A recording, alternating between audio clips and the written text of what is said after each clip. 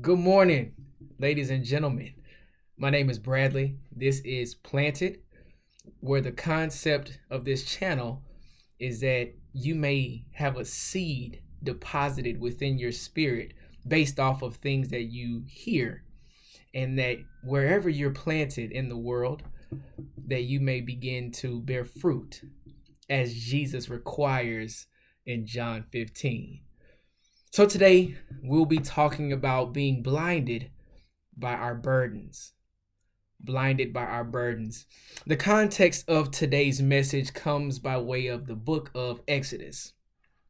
Now, if you're not familiar with the context of Exodus, Exodus is a book written to illustrate God's miraculous signs or the liberation of freedom for the Israelites coming out of Egypt.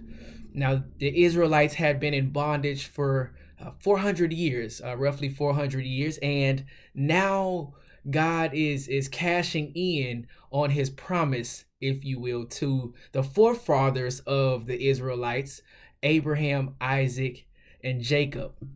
And so he comes to Moses and he gives Moses clear direction, clear instructions. Here's what you're going to do.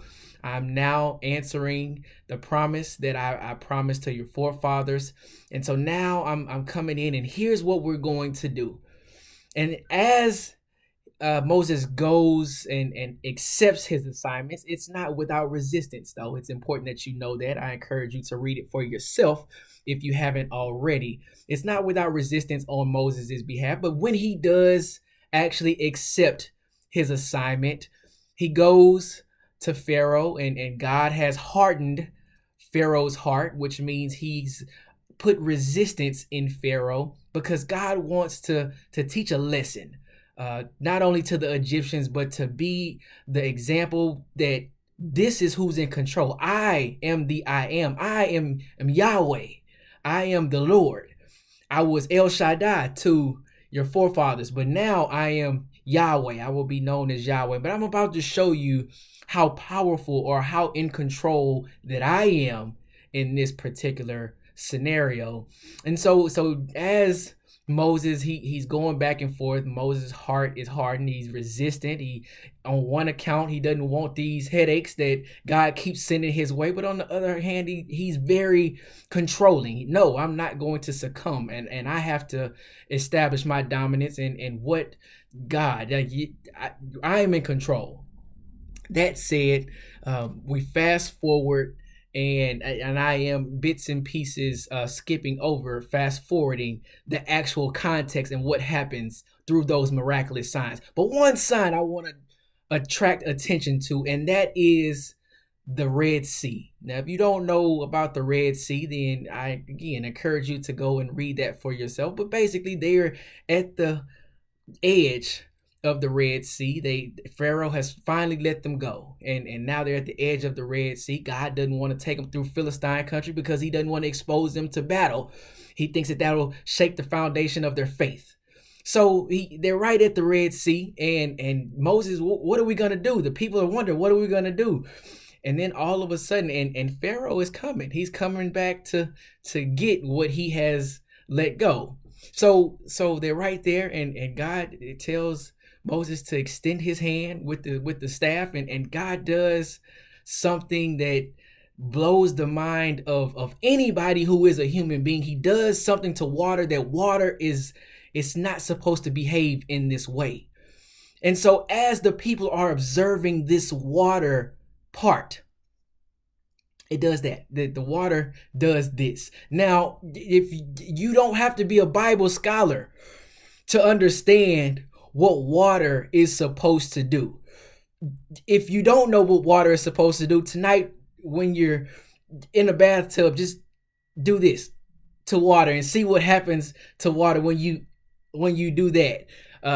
Spoiler alert, the water is not going to part for a very extended period of time, and if it does, it's very brief. It's very brief. But God does this to water, and the people are allowed to walk through. The children of Israel are allowed to walk through on dry land, water on both sides, walls of water, not just a cup of water, not just a pond, but a sea, which is a large body of water. They walk through on dry land, walls of water on both sides. So they go and everybody's in amazement. I can only imagine how I would be walking through that. I probably see the whales and fish and octopus and everything that's in the water and lose focus. But they make it to the other side, and the water comes back together, and they continue. They worship, they're praising, blinded by my burdens. They're worshiping and they're praising. They have a revival right before they're about to enter the wilderness. And so they're 3 days in. They're 3 days in the wilderness, and all of a sudden thirst hits. They don't have water. Thirst hits. Blinded by my burdens. Thirst hits. Again, don't need to be a Bible scholar to understand that the one who did this to water can probably provide you with a drink of water. But the people begin to complain. It didn't say that they were concerned. The word says that they begin to complain. So the Lord, Yahweh, he hears their voice, and he interjects, tells Moses to throw a piece of wood in the water, and the water becomes sweet. It goes from being bitter to sweet. The Lord provides. They fast forward. Now they're hungry. They're hungry. So this water instance happens 3 days after they see something that God does with the water that it's not supposed to happen.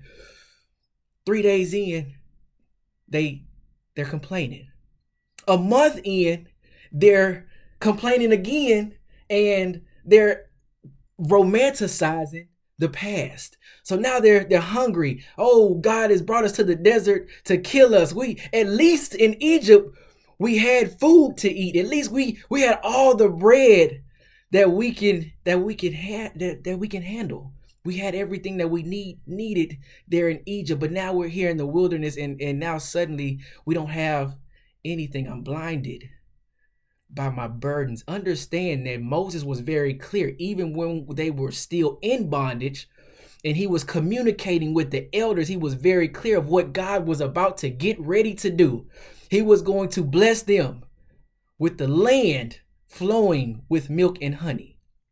And yet here we're a month out of bondage, and we're complaining that we're going to die. Why did you bring us into the wilderness just to kill us? So God provides again, manna and quail. He provides. And so he continues to show how compassionate, how graceful, how much provision that he provides and much protection that he provides in this wilderness season. And then they get to the edge of the promised land. They're right there about to take hold of it. And then God tells Moses to send out spies to the land to observe what's going on. Says that they send out 12 and they bring back grapes so large they're on a branch where 2 people have to carry this branch to bring back the grapes. Now HEB has some pretty large grapes, but a branch that has to hold these grapes where 2 men have to carry this branch to bring it back. And yet they were blinded by their burdens. It says that they spoke about the people who were in the land. Now God is telling them, I'm with y'all. This is the land. I just want y'all to see it. I'm with y'all. I'm with y'all. This is the land that I promise. I'm going to make sure that you inherit this land. I promise this land. You just gotta go. You just need to go. But yet they were blinded in that particular scenario. It says that we're like grasshoppers in their eyes. Don't have to be a Bible scholar, but how did they know how they were viewed through the lens of the people that were there? And so that intimidation God was aware of that intimidation and of the complaining and of the resentment and the resistance to claim something that God had promised him. And so God renders his judgment in that particular scenario. And the judgment is that nobody above the age of 19 can now enter into the land. Now that's Numbers 13 and 14, but you will be able to see God's reaction to all of what he's provided all throughout their wilderness season and answered time and time again. And yet they are still blinded by their burdens. And so God renders his judgment.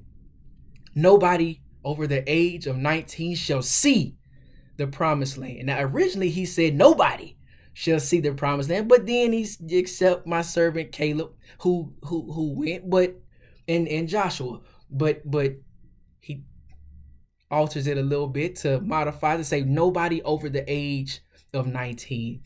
And so that's what I wanted to share with you all today. So 3 things I see that happen as a result of being blinded by our burdens. 1, we lose sight of God's blessings.